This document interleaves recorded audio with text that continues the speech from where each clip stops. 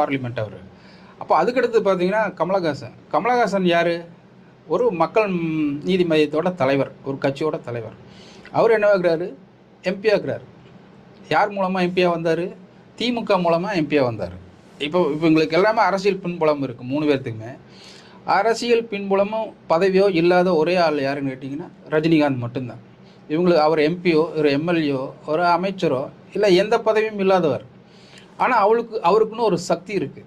அவர் மீட்டிங்கில் பேசுகிறாரு, மற்றவங்க யாருமே அரசியல் பேசலை.